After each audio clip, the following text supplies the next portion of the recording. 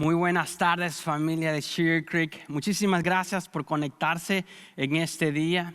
Hoy estamos tomando una pausa de la serie que estamos viendo actualmente que se llama Cristianismo Auténtico. ¿Y por qué tomamos una pausa? Pues sabemos de que es un día muy especial en el cual estamos celebrando a nuestras madres.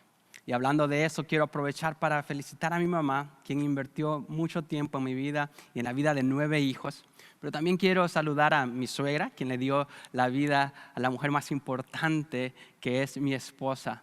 Pero específicamente, quiero felicitar especialmente a mi esposa, que por primera vez estamos celebrando su Día de las Madres, porque nuestro primer bebé viene en octubre.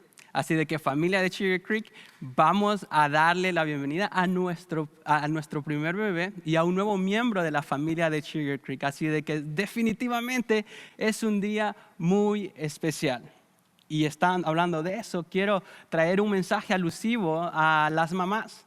Pero porque es un mensaje alusivo a las mamás, no quiere decir que esto no aplica para todas las personas.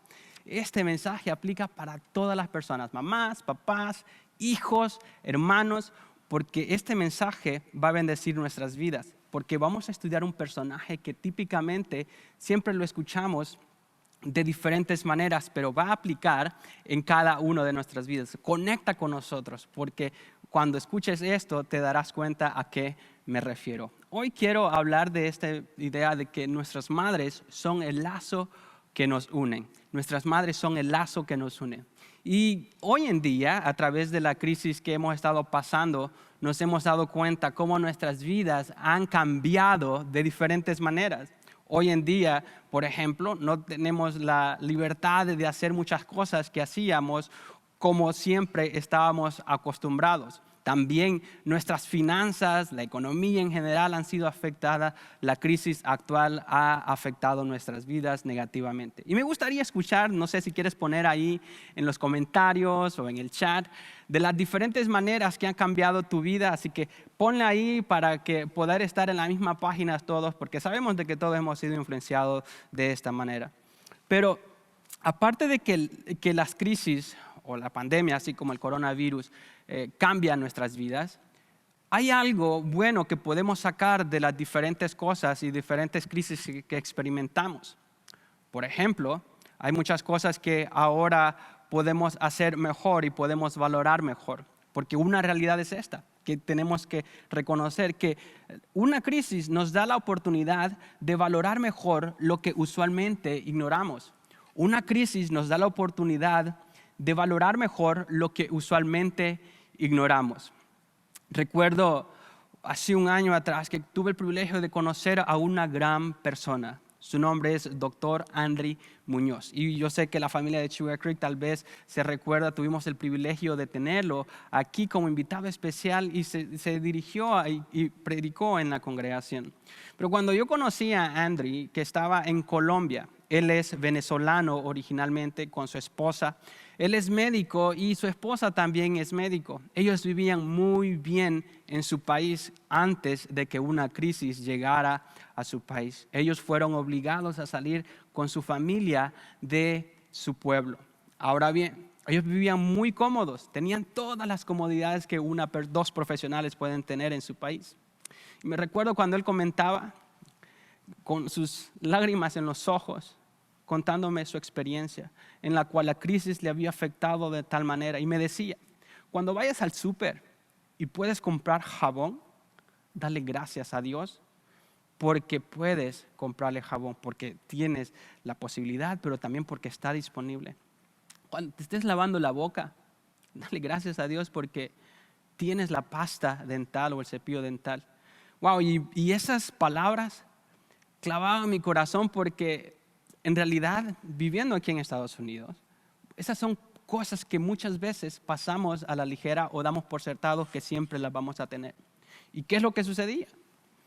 Aquí hay un pueblo, aquí hay una familia que fue forzada a salir de su nación porque la crisis era grave y para asegurar el bienestar de su familia lo tuvo que hacer.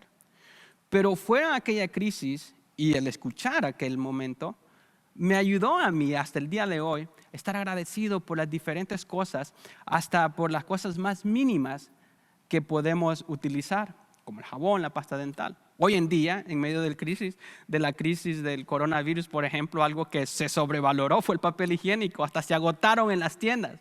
¿Por qué? Porque sabemos que hay cosas más importantes que las otras. Y ese es un ejemplo de que una crisis nos da la oportunidad de valorar mejor lo que usualmente nosotros ignoramos. Y una cosa mucho más valiosa que podemos valorar hoy en día es el rol que nuestras madres juegan en nuestra familia, mucho más cuando en este tiempo del coronavirus, de una cuarentena. Ahora podemos apreciar lo que nuestras madres hacen desde la mañana hasta en la noche. Soy testigo que nuestras madres pasan todo el día cuidando de nuestros hijos, haciendo las tareas del hogar con ellos y también haciendo las tareas escolares con ellos y también siendo responsables de sus labores, de su trabajo, que trabajan hasta altas horas de la noche. ¿Por qué? Ahora somos testigos de ver todo el trabajo que ellas hacen. Es cierto de que nosotros siempre valoramos a una mamá, pero hoy en día, en medio de la cuarentena, podemos ver lo importante que ellas son. Sabemos de que ellas, al fin y al cabo, son el lazo que une a nuestra familia. Y eso es lo que quiero que nos demos cuenta en el siguiente punto. Nuestras madres son el lazo que une a la familia. Son ellas. Al fin y al cabo, es cierto que los padres juegan un rol muy importante en el hogar, pero son nuestras mamás, si somos honestos, son nuestras mamás las que nos unen. Son ellas que son intencionales, que van ese paso extra para unirnos. Escuché la historia de una mamá de 3 hijos, que desde pequeños los niños, obviamente como hermanos se querían, pero también como hermanos se peleaban mucho. Pero a raíz de tantas peleas de niños y ego y envidia y pleitos entre ellos crecieron como adolescentes y como adultos. Y a pesar de que su mamá había invertido tanto en la vida de ellos, ya como adultos ellos seguían separados con los mismos conflictos, batallas de egos entre sí. Pero mamá siempre seguía siendo mamá, como lo escuchamos, ¿cierto? Siempre escuchamos a mamá decir, oh no, yo nunca voy a dejar de ser mamá. Pues esta mamá seguía invirtiendo y siendo el lazo en su familia, porque para el Día de las Madres ella les requería que sus hijos estuvieran ahí, aunque sus hijos estuvieran peleados entre sí. No sé si te has dado cuenta, ¿no? Ha pasado, por lo menos a mí me ha pasado, ¿no? Tengo una familia de 9, somos 9 hermanos y a veces hay tensiones y cuando nos tenemos que reunir, pues hay que pasar todo eso porque estamos todos en familia. Y aquellos hermanos, a pesar de que habían tensiones entre sí, en días especiales se reunían. ¿Por qué? Porque la mamá era el lazo que les atraía, el lazo que les mantenía unidos en Día de las Madres, para la Navidad, para su cumpleaños.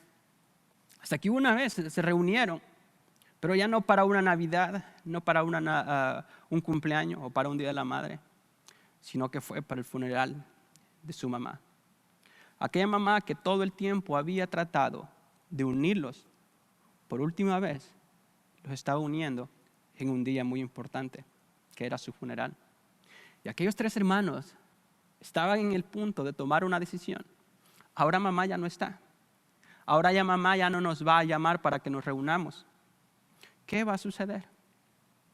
Mamá, ella seguía influenciando en la vida de sus hijos, aun cuando ella estuviera ausente.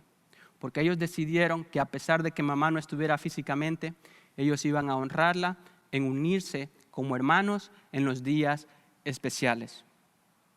Aunque mamá ya no estaba físicamente, ese lazo lo seguía uniendo.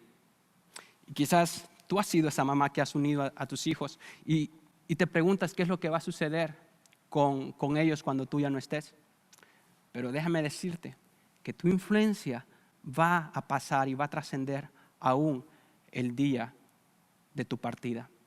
Ahora bien, los hijos, el hecho de que hoy es un día de la madre y que nuestras madres no están ahí presentes, bien sabemos que aunque físicamente no estén ahí, su impacto y su influencia continúa en nuestras vidas. Ahora bien, así que Es un día muy especial y es necesario que celebremos a nuestras madres, aun cuando ellas no estén cerca.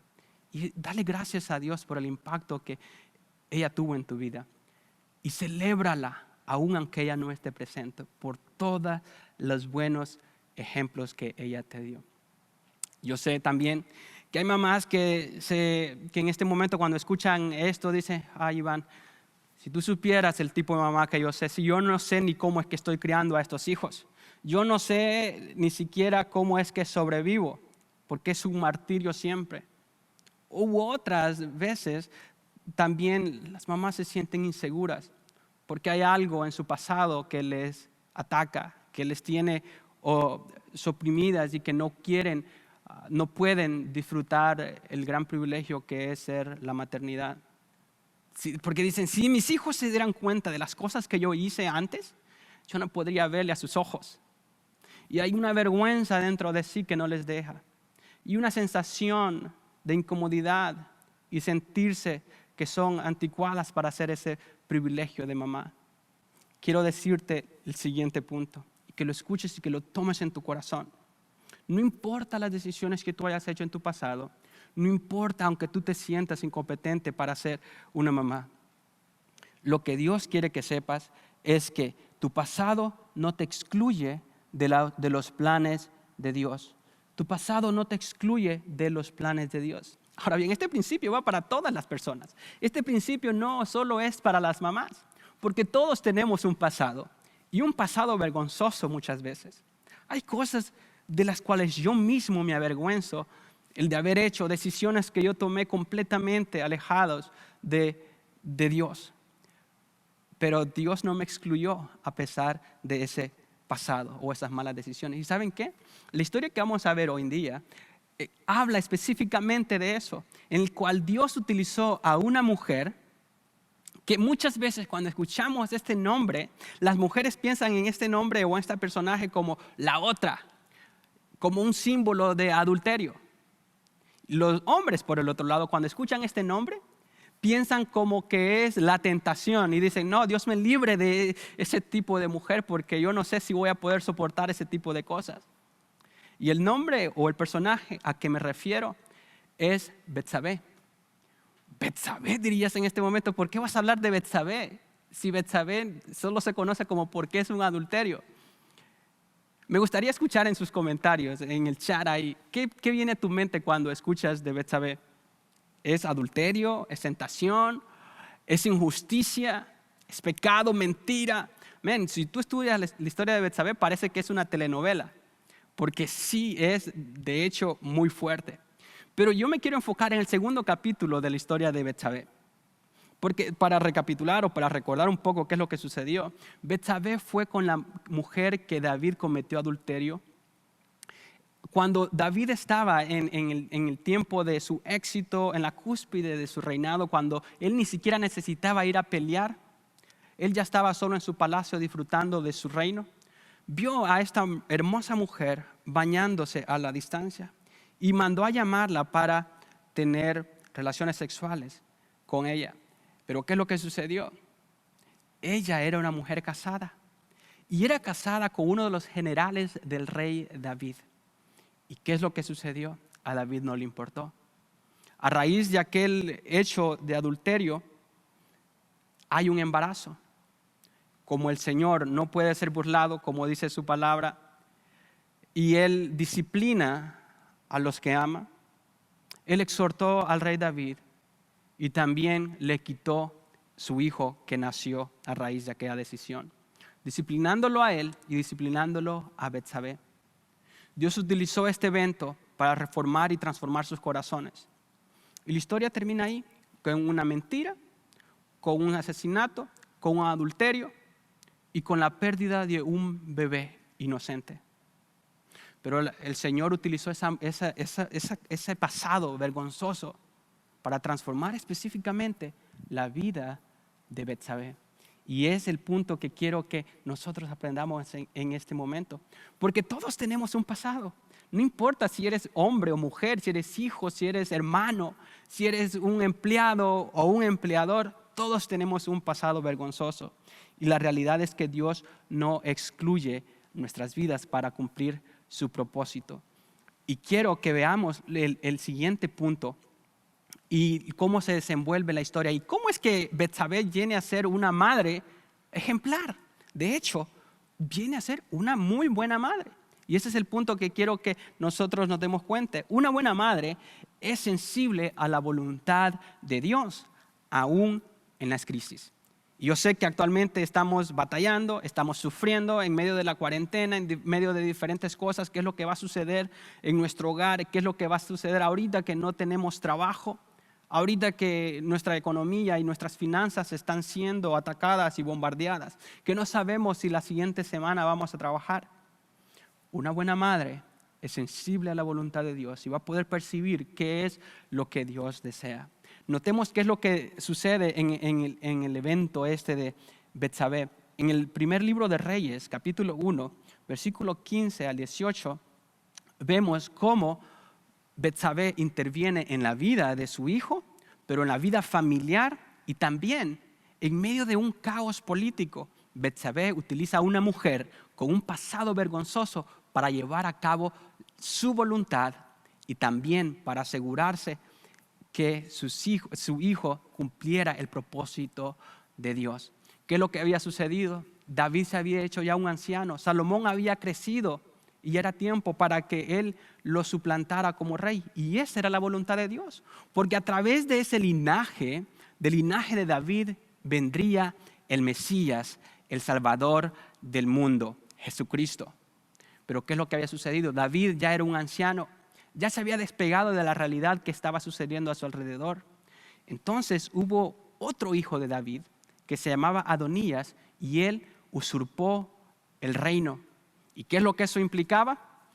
La muerte de él, los que podrían ser un riesgo para él, y en este caso era Salomón. Quizás él ya había escuchado de que Salomón iba a ser el que iba a suplantar a su papá.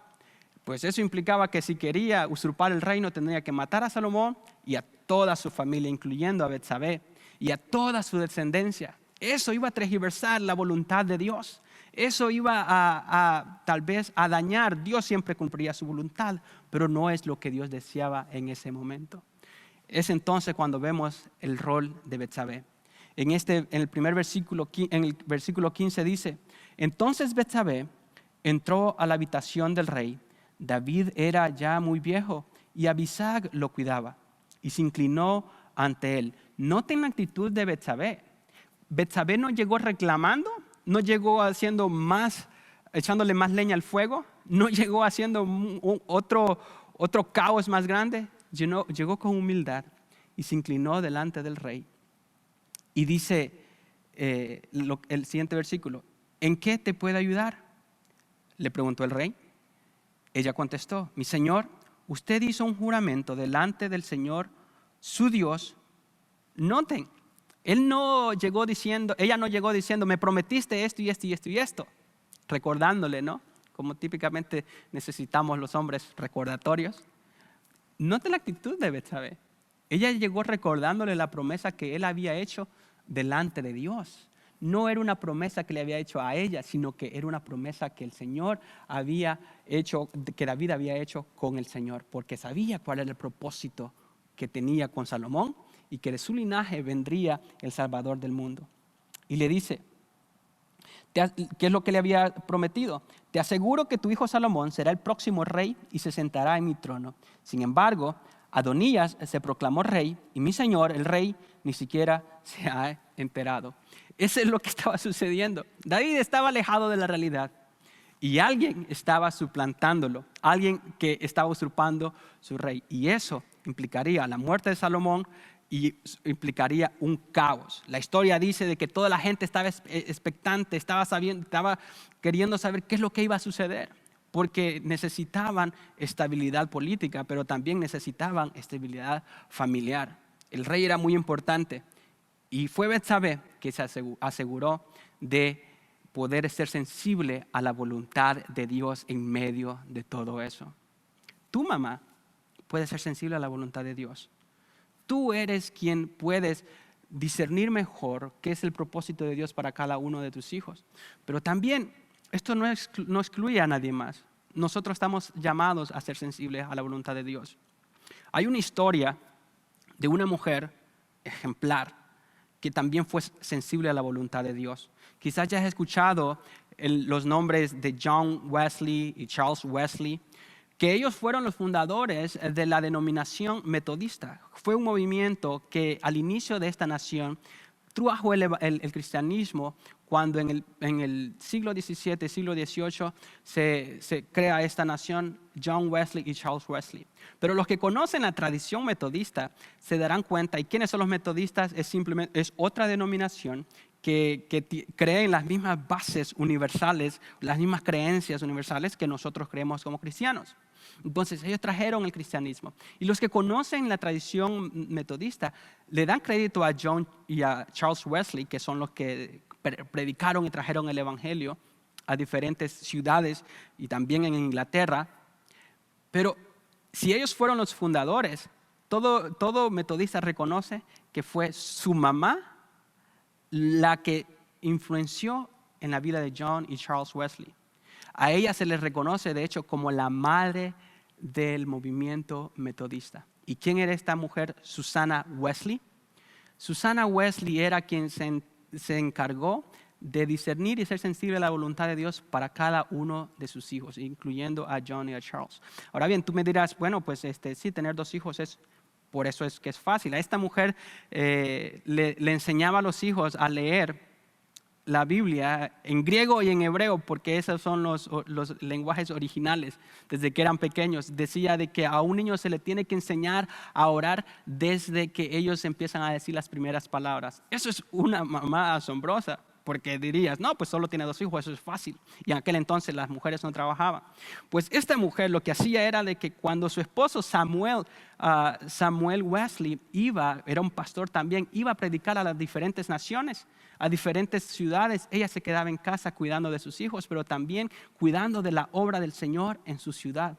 En un tiempo, en una época en la cual las mujeres no eran aceptadas o bien vistas en el clero, o sea, no eran ministros. El ser ministro era solo reservado para los hombres, pero esta mujer sobresalió su cultura, sobresalió de su entorno y también dejó un legado con sus hijos.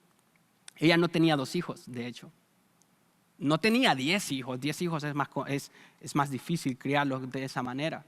Pero ella tuvo 19 hijos y a sus 19 hijos les dio la misma crianza. Y aquellos que sobrevivieron, 10 de ellos, todos, si puedes ver su legado, toda su historia, el apellido Wesley es conocido en Inglaterra y aquí en Estados Unidos por todo lo que ellos hicieron. ¿Por qué? Una madre fue sensible a la voluntad de Dios en sus hijos.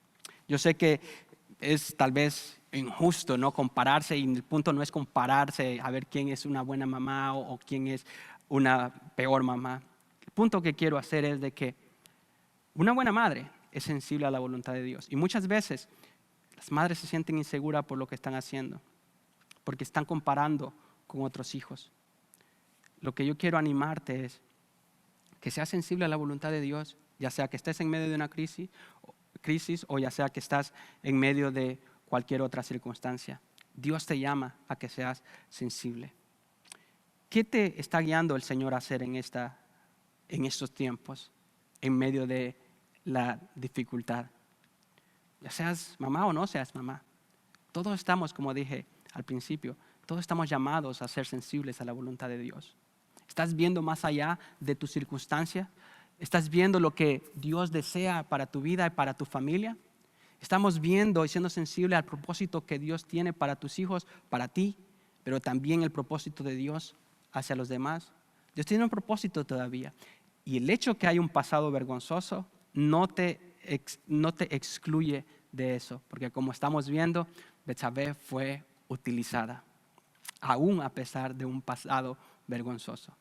Quiero ir terminando con este último punto, que es muy importante mencionar, y también su traído de esta historia de Betsabé. Pero ¿por qué es importante mencionar? Porque la realidad es de que cuando ya los hijos crecen, se apartan, tienen sus propias familias, la vida sigue, dicen. Las madres, lamentablemente, sufren mucho dolor porque ya no pasan tanto tiempo con sus hijos y tanto tiempo que invirtieron en ellos. Entonces, si se sienten de alguna manera relegadas por un lado y reclaman honor, reclaman respeto, y eso es bueno, como hijos tenemos que hacerlo. Hijos, no seamos que no honremos a nuestras madres. Pero, mamá, no busques la honra de los demás. Dios te honrará en su tiempo. ¿Y por qué digo eso, que no busques la honra de los demás? Porque cuando buscamos la honra de los demás, típicamente terminamos decepcionados. No recibimos el respeto o la honra de las demás personas. Y cuando creamos esa expectativa falsa, entonces nos sentimos aún peor. En estos días tal vez quieres estar cerca de tus hijos y tus hijos tienen otras responsabilidades, tienen que estar cuidando de su familia y tú te sientes relegada. No busques la honra de los demás. Dios te honrará en su debido tiempo. Notemos qué es lo que dice aquí la palabra y notemos qué es lo que hace Betsabé. En un episodio, una imagen dramática de hecho. Aquí en esta ocasión Betsabé va a interceder por otra persona, por aquella persona que había usurpado el reino. Va en esta ocasión delante del rey Salomón, ya no delante de David. Ya entonces Salomón ya era un adulto, ya era un hombre exitoso, era uno de los hombres más famosos o el más famoso en aquel entonces y era conocido como el más sabio de aquel momento, de aquel tiempo. Y noten lo que hace Betsabé. Betsabé fue a ver al rey Salomón para interceder en favor de Adonías, el que quiso usurpar el reino, imagínense. El rey se puso de pie para recibirla. El rey Salomón se pone de pie delante de Betsabé. En la primera instancia, ella cuando fue a ver al rey, ella se inclinó delante del rey David. Pero en esta ocasión el rey se está inclinando delante de ella, dándole honor a Betsabé. Y dice, y se inclinó ante ella. Se inclinó ante ella. Era al revés. Ahora el rey se estaba inclinando delante de aquella mamá que no estaba buscando la honra de su hijo, no estaba buscando respeto de él. Ella estaba haciendo nomás la labor de una mujer que intercedía por los demás, una mujer sensible, una mujer que le importaban las otras personas. Y dice, el rey se puso de pie para recibirla y se inclinó ante ella. Luego se sentó en su trono. El rey se sienta en su trono y mandó que pusieran otro trono para su madre y ella se sentó a la derecha del rey. Esa es una imagen de gracia, una imagen de honra. ¿Por qué? Porque Betsabé tal vez no le merecía. Ella necesitaba irse a arrodillar delante del rey. No entiendo cómo eso sería, pero ese es el protocolo delante de un rey. Y en esa ocasión, el rey Salomón, siendo el hombre más sabio, se inclina delante de ella y le da honra. Y la sienta a su lado derecha, que es la posición más importante que una persona puede tener, siendo coigual al rey. Salomón honró a su mamá. Natán honró a Betsabé cuando fue delante de ella a explicarle qué es lo que estaba sucediendo para que interviniera, en vez de ir al rey. Natán era el profeta de Dios y el rey tenía que escucharlo.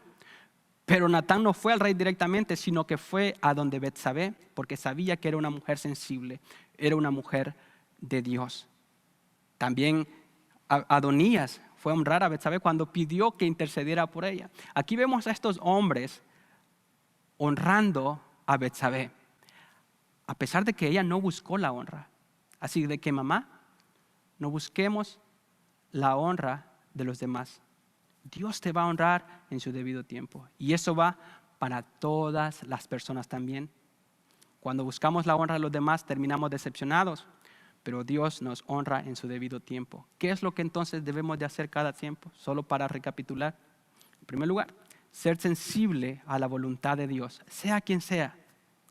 Sea quienes seamos, nosotros debemos ser sensibles a la voluntad de Dios y podemos ser utilizados en el propósito de Dios a pesar de nuestro pasado. Yo sé que tal vez hay personas que por primera vez se están conectando y que no tienen una relación con el Señor. Yo quiero invitarte hoy a que inicies esa relación con el Señor. Tal vez tienes un pasado del cual sí tienes que sentirte avergonzado y que dices, jamás Dios me va a utilizar porque yo he tomado malas decisiones. Yo te invito a que pongas ese pasado en las manos de Dios y que Él te dé una nueva vida. Que inicies una nueva relación con Él. ¿Y cómo haces eso? Es reconociendo que tus malas decisiones te han apartado de Él. Reconociendo que es Él quien te puede dar vida eterna. Y aceptando su perdón a través de su Hijo Jesucristo. Así de que te animo a que aceptes a Cristo como tu único y suficiente Salvador personal. Al terminar este tiempo, habrán personas en línea esperando para orar contigo y ayudarte a tomar esa decisión. También, si necesitas oración en general, te invito a que te quedes en línea y que hagas clic en sugarcreek.net/siguientes pasos para que puedas orar con alguien. Allí hay alguien esperándote especialmente. A los demás, muchísimas gracias por conectarse. Permítanme hacer una oración para terminar.